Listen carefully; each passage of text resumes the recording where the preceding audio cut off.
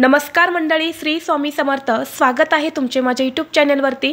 आजचा दिवस तुम्हाला खूप छान सुखाचा आनंदाचा जाऊ हीच मी स्वामींच्या चरणी प्रार्थना करते आणि आज या नवीन व्हिडिओला सुरुवात करते।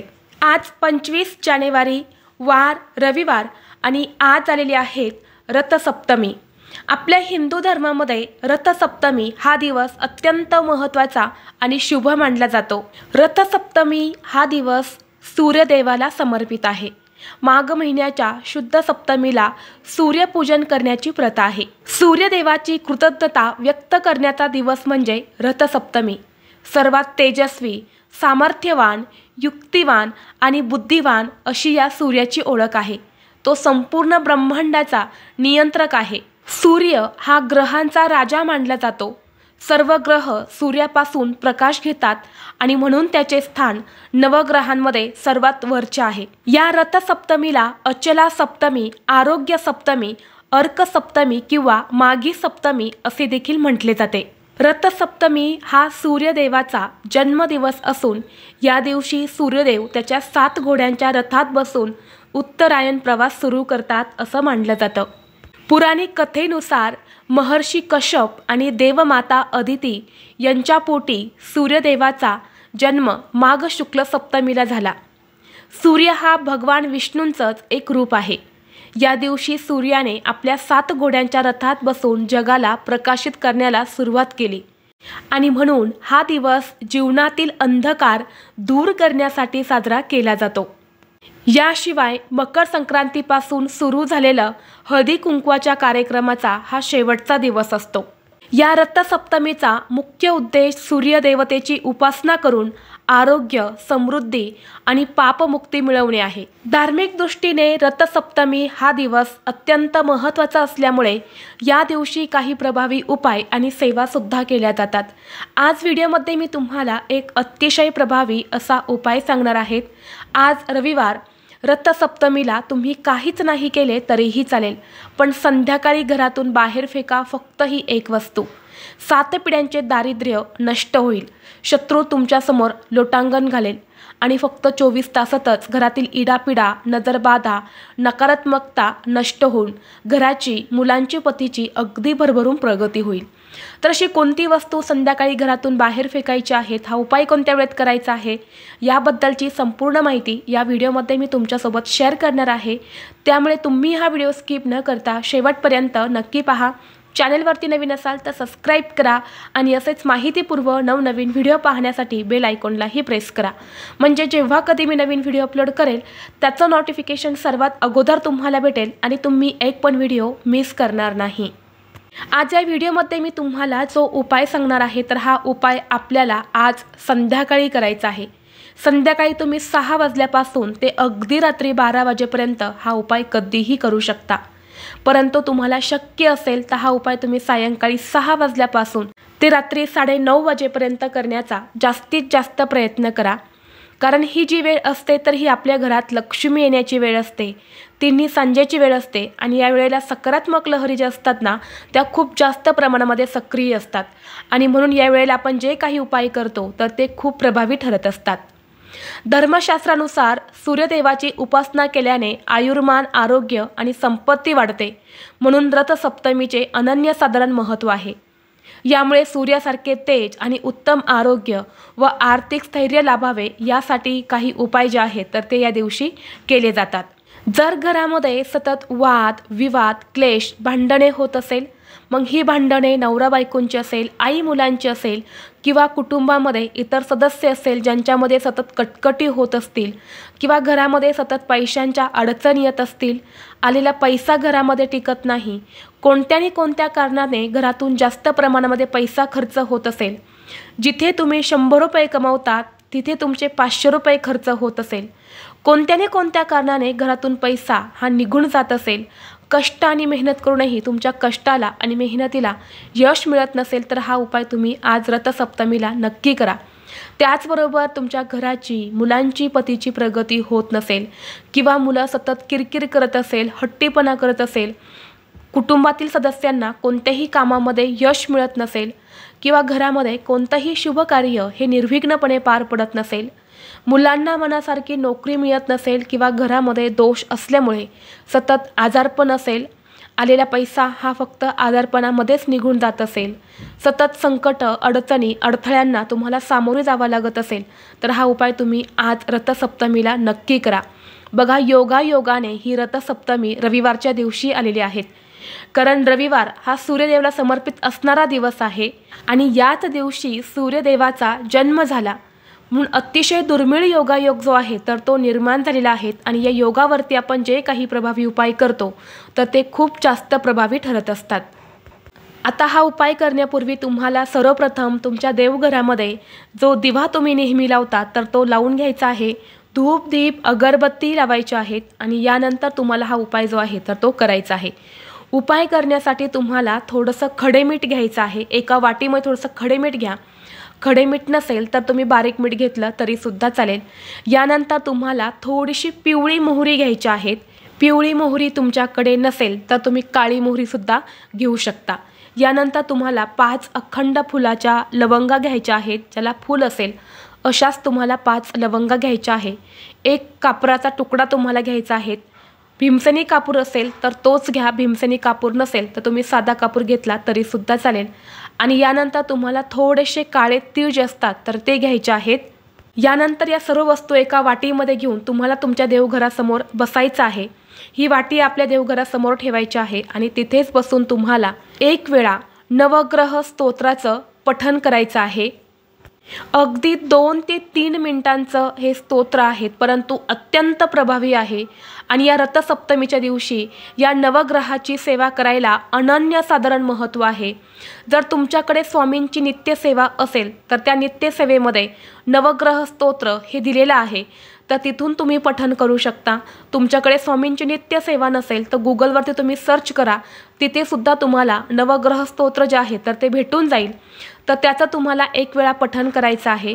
आणि यानंतर दोन्ही हात जोडून तुम्हाला सूर्यदेवाचं, स्वामींचं नामस्मरण करायचं आहे.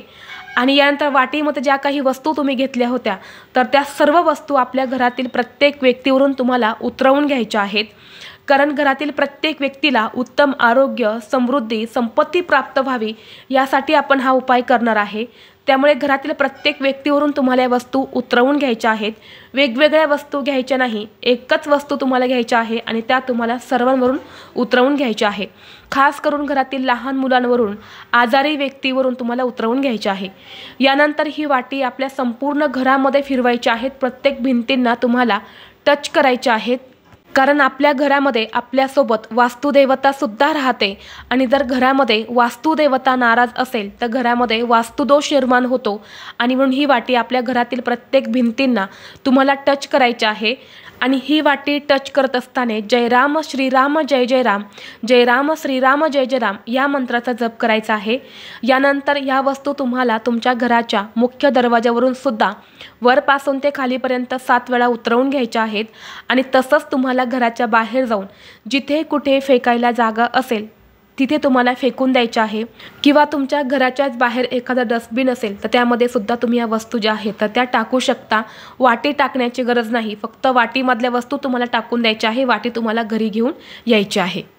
या वस्तू तुम्ही बाहेर फेकल्यानंतरनं कुठे पडल्या, कशा पडल्या ते तुम्हाला बघायचं नाही.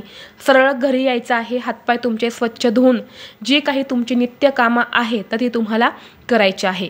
या सर्व वस्तू नकारात्मकता, दारिद्र्य, इडापिडा, वास्तुदोष, नजरबाधा दूर करण्यासाठी खूप प्रभावी मानल्या जातात.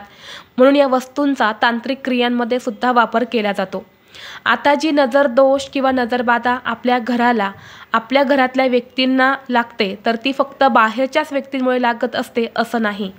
तर पहा, जेव्हा आपल्या घरातून आपण बाहेर एखाद्या कामासाठी जात असतो तिथं गेल्यानंतर तिथली जागा चांगली नसते, खूप जास्त प्रमाणामध्ये तिथे काही दोष असतात, नकारात्मकता असते. आणि जेव्हा आपण तिथून आपल्या घरात येतो तेव्हा ती नकारात्मकता किंवा ते दोष जे आहे तर ते आपल्या घरामध्ये प्रवेश करत असतात. आणि म्हणून बघा, बऱ्याच घरांमध्ये सुद्धा होतं की सगळं काही चांगलं चालू असतं, परंतु अचानक घरामध्ये अडचणी, अडथळे जे आहेत तर ते सुरू होत असतात. आणि म्हणून हा उपाय जो आहे तर तो आपल्याला आज संध्याकाळी करायचा आहे. त्याचबरोबर आज संध्याकाळी तुम्ही बघा, घराच्या बाहेर तिळाच्या तेलाचा दिवा नक्की लावा. या दिवशी आपल्याला दीपदान जे आहे तर ते सुद्धा करायचं असतं। तिळाचं तेल नसेल तर साधं तेल घाला, त्यामुळे थोडेसे पांढरे तीळ टाका आणि असा हा दिवा तुम्हाला तुमच्या मुख्य प्रवेशद्वाराच्या बाहेर लावायचा आहे। डाव्या किंवा उजव्या कोणत्याही साईडला तुम्ही लावू शकता, परंतु दिवा नक्की लावायचा आहे। जेव्हा आपण असा दिवा आपल्या मुख्य प्रवेशद्वारावरती लावतो तेव्हा दिव्यासारखा लख्ख प्रकाश आपल्या घरामध्ये येत असतो, आपल्या कुटुंबातील व्यक्तींमध्ये येत असतो। म्हणजेच काय, आपल्या घरामध्ये जे काही दोष, अडचणी, संकट आहे तर ते दूर होत असतात। आणि म्हणून असा एक दिवा जो आहे तर तो सुद्धा आपल्याला आज रथसप्तमीला नक्की मुख्य प्रवेशद्वाराच्या बाहेर लावायचा आहे। त्याचबरोबर रथसप्तमीला स्नान, दान आणि हवन या 3 गोष्टींना अनन्यसाधारण महत्त्व दिलं जातं। म्हणून आपल्या घरामध्ये आपल्याला आज शक्य असेल तर हवन जे आहे तर ते नक्की करायचं आहे। या दिवशी तिळाचं हवन केलं जातं, परंतु जर तुम्हाला आज तिळाचं हवन करणं शक्य नसेल तर एक उपाय जो आहे तो तुम्हाला नक्की करायचा आहे। हा उपाय केल्याने तुमच्या घरात कितीही मोठ्यातल्या मोठ्या समस्या असेल, कितीही अडचणी असेल तर त्या 100% दूर होतील, इतका प्रभावी हा उपाय आहे। या दिवशी प्रत्येक घरामध्ये हा उपाय जो आहे तर तो नक्कीच केला जातो। तर हा उपाय करण्यासाठी तुम्हाला एक मोठी मातीची पंती घ्यायची आहे, ती नसेल तर एक मोठी तुम्ही प्लेट घेऊ शकता।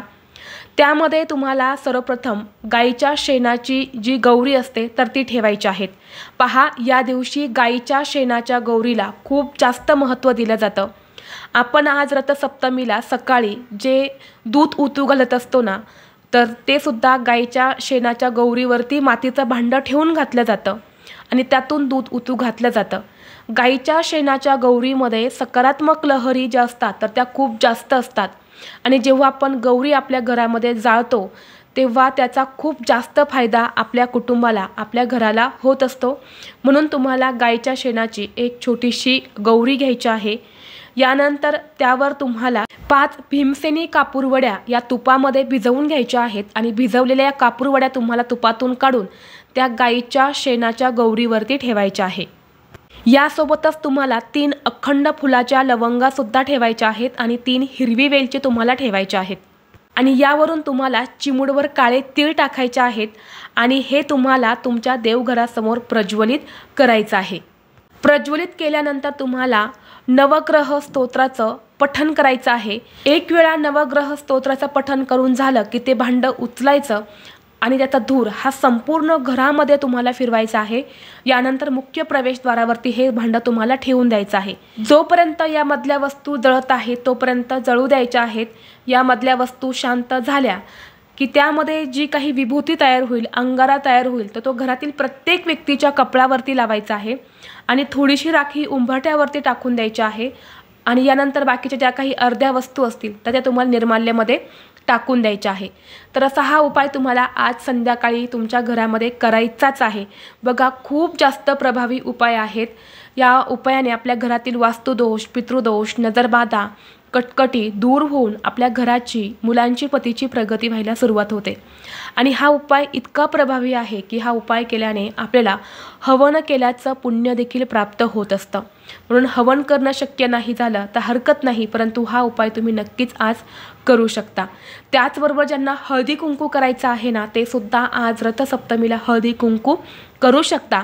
तसेच तुमच्या घरातील लहान मुलांचं बॉर्नन राहून गेलं असेल, 5 वर्षापर्यंत मुलांचं बॉर्नन केलं जातं, जर तेही तुमचं राहिलं असेल तर ते सुद्धा तुम्ही आज रथसप्तमीला नक्की करू शकता।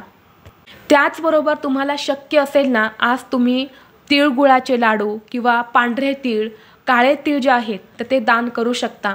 या दिवशी दानाला सुद्धा खूप जास्त महत्त्व आहे। असं म्हणतात, या दिवशी जर आपण दान केलं तर आपल्याला उत्तम आरोग्य प्राप्त होतं, आपल्यामध्ये जे काही दोष आहेत तर ते दूर होतात, सुख, शांती, समृद्धी, ऐश्वर्य प्राप्त होते। म्हणून या दिवशी अनेक जण दान करत असतात।